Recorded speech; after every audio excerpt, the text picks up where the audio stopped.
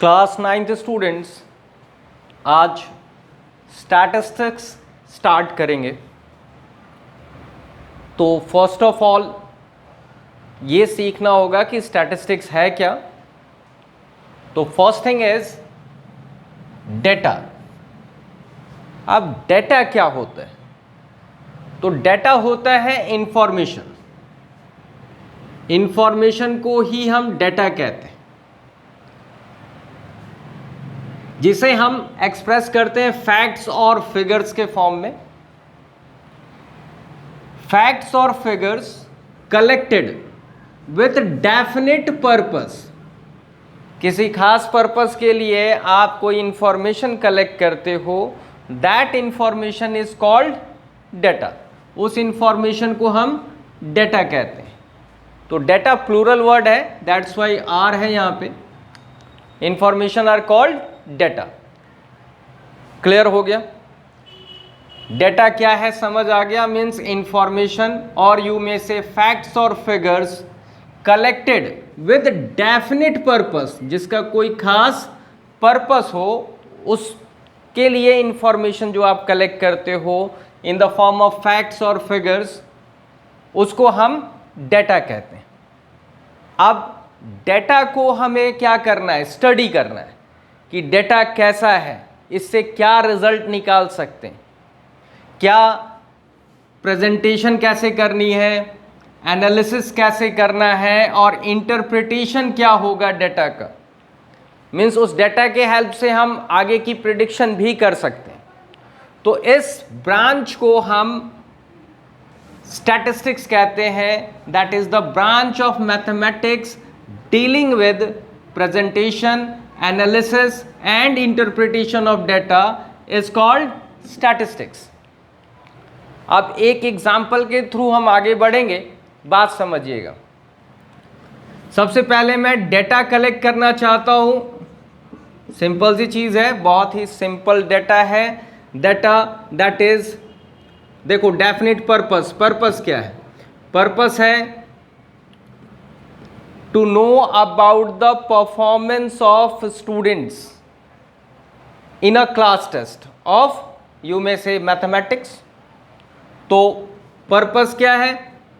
Purpose है हम information collect कर रहे हैं। मार्क्स ऑब्टेन्ड बाय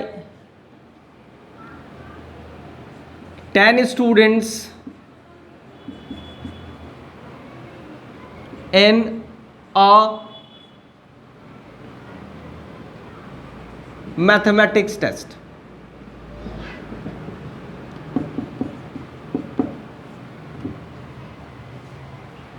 तो बात समझिएगा। मार्क्स ऑब्टेन्ड, ये हमारा डेटा कलेक्ट करने का पर्पस है कि मार्क्स ऑब्टेन कितना किया 10 स्टूडेंट्स ने in a mathematic test of suppose 50 marks. Test कितने मार्क्स का है? 50 मार्क्स का। तो मैं स्टूडेंट का नंबर डाल देता हूं। Student number first, second, third, fourth, fifth, sixth, seventh, eighth, ninth and 10th student. तो ये स्टूडेंट्स हैं। First student, second student, third student, fourth student, fifth student, sixth, seventh, eighth, ninth, 10th student. 10 students हो गए। Marks obtained, marks obtained, किसने कितना marks obtain किया ये देखना। मार्क्स ऑब्टेन्ड क्या है?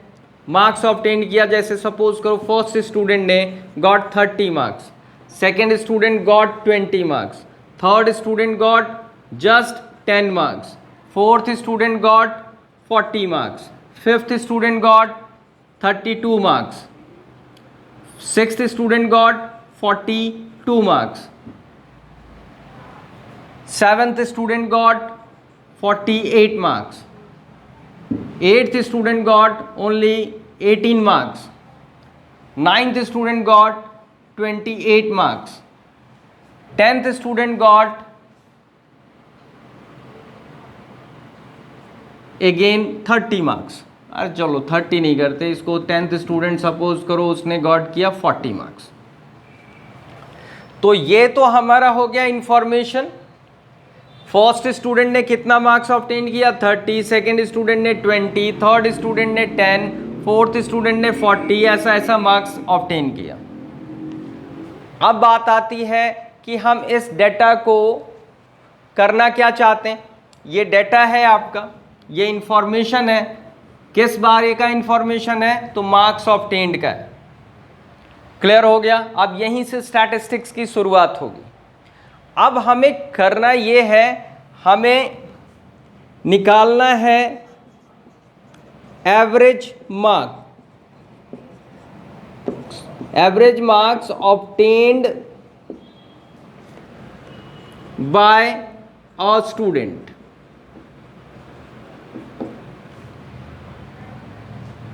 एवरेज मार्क्स ऑब्टेन्ड यू में से पर स्टूडेंट, और इसको हम ये भी कहते हैं मीन मार्क्स ऑब्टेन्ड पर स्टूडेंट। तो मीन मार्क्स ऑब्टेन्ड पर स्टूडेंट्स कैसे फाइंड आउट करेंगे? मीन मार्क्स बोलो या एवरेज मार्क्स बोलो, एक ही बात है। और जनरली हम मीन कैसे फाइंड आउट करते हैं? तो मीन जो होता है this is equals to sum of all observations upon total number of observations. ये फॉर्मूला है मीन फाइंड आउट करने का। मीन बोलो या एवरेज बोलो, एक ही बात है। तो हम कैसे फाइंड आउट करें, उसके लिए एक चीज़ और समझ लेना। हम मीन को जनरली रिप्रेजेंट करते हैं एक्स, इसके ऊपर डाल देते हैं बार। मीन बोलो एवरेज बोलो एक ही बात है, एक्स बार। तो कैसे फाइंड आउट करें? This is X bar is equals to sum of all observations. Sum of all observations मतलब इन सबको क्या करना है, हमें प्लस करना है। ये ऑब्जर्वेशंस हैं, ऑब्जर्वेशंस मतलब data. That is 30 plus 20 plus 10 plus 40 plus 32 plus 42 plus 48 plus 18 plus 28 plus 40 upon total number of observations कितने हैं? 1 2 3 4 5 6 7 8 9 10, दैट इज 10। क्लियर? अब इन सबको ऐड अप करना है, तो ऐड अप आप करो।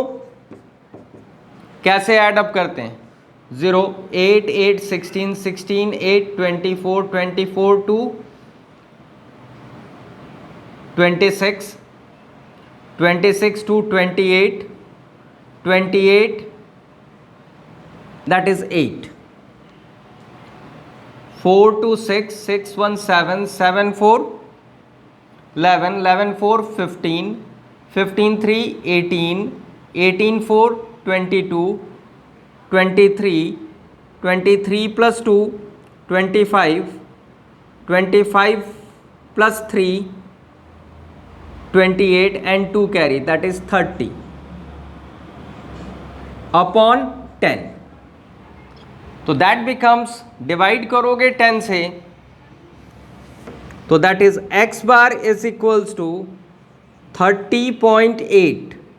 और ये क्या होगा? जो डेटा कलेक्ट किया है मार्क्स, तो दैट इज मार्क्स। तो आप लिख लोगे आंसर एवरेज मार्क्स मतलब mean marks obtained. Mean marks, mean is equals to simply mean equals to 30.8 marks. और इसका मतलब है क्या मतलब, ये समझना एक बार, मतलब समझ लो। दैट मीन्स अगर each student equal marks obtain करते तो ईच स्टूडेंट कितना ऑब्टेन करता? 30.8 marks, that is called the average. Average का मतलब होता है इक्वल डिस्ट्रीब्यूशन करना। ये जो टोटल है उसको अगर सारे स्टूडेंट्स इक्वल मार्क्स लाएं तो कितना लाएंगे, एक स्टूडेंट कितना लाएगा, that is 30.8 marks. This is called average. Average का मतलब होता है पर student got how much marks if each student got equal marks. तो 10 स्टूडेंट है, मार्क्स एक्चुअल इनके ये हैं, ये हाइपोथेटिकल है। अगर ऐसा होता हर स्टूडेंट को बराबर मार्क्स मिलते तो इस टोटल मार्क्स को अगर हम डिस्ट्रीब्यूट करते हैं ईच स्टूडेंट में तो वो मिलेगा आपको 30.8 मार्क्स। तो this is the mean. Clear हो गया, ये मीन है। तो मीन कैलकुलेट करना समझ आया। मीन कैसे कैलकुलेट करते हैं, sum of all observations divided by total number of observations. Clear. अब थोड़ा सा और समझो।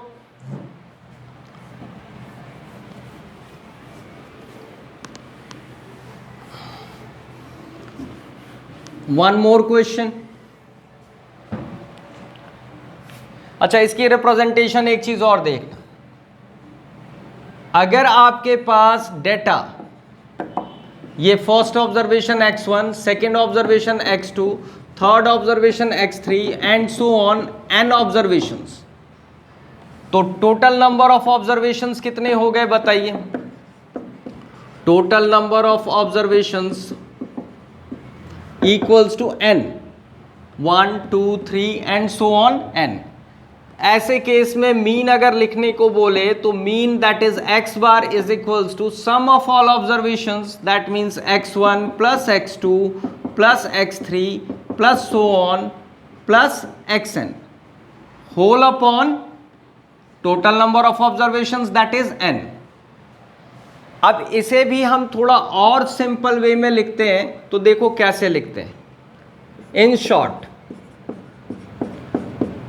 में लिखेंगे तो that is mean x bar is equals to, ये प्लस प्लस प्लस प्लस है तो उसके लिए हम एक सिंबल यूज करते हैं, this is sigma. This symbol is called sigma and this is used for summation. Summation मतलब प्लस करने के काम में आता है, बोलते हैं हम इसको सिग्मा है। अब देखो कैसे लिखेंगे, दिस इज सिग्मा x का सम कर रहे हैं, that is x1 x2 x3। तो ध्यान देना ये 1 2 3 ये चेंज हुए जा रहा है, दैट इज यहां पुट कर देंगे हम i, और i की वैल्यू कहां से कहां तक जा रही है, 1 है, फिर 2 है, फिर 3 है और लास्ट में n है। तो वो यहां रिप्रेजेंट कर देंगे i equals to 1 to n, और ये होल अपॉन हो गया आपके पास n। इस तरह से रिप्रेजेंट करते हैं।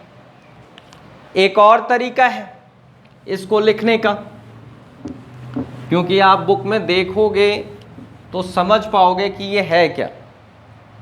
This is x bar is equals to, ये अपॉन में n है तो हमने इसे 1 बाई n करके लिख लिया, और ये लिखा sigma of X I equals to 1 to n, और इसे ऐसे ब्रैकेट। एक ही चीज है, ऐसे लिखो या ऐसे लिखो। क्लियर है। तो वन मोर क्वेश्चन ये करते हैं हम।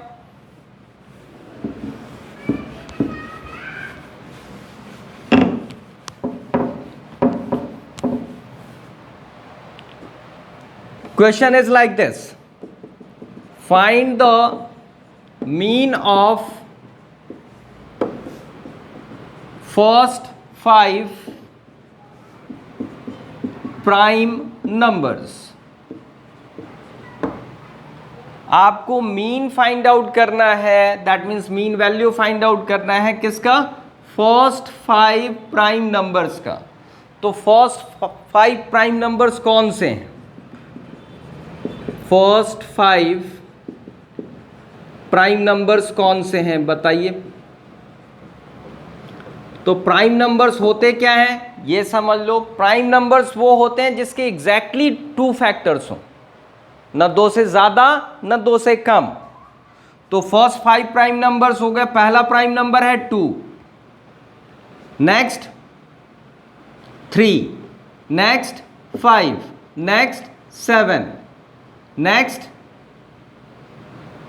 11, 8 नहीं हो सकता, 9 नहीं हो सकता, 10 नहीं हो सकता, 1 2 3 4 5, ये हो गए first 5 prime numbers.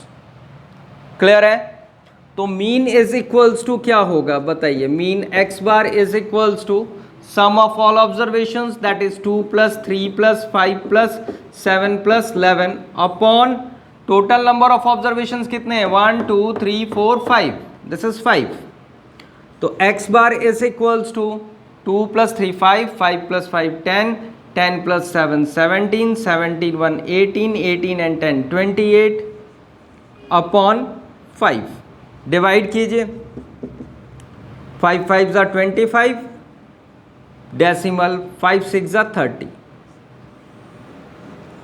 This is the answer 5.6। Okay, अब ये मीन समझाया है, अब नेक्स्ट क्लास में आगे समझाऊंगा। That's all for today.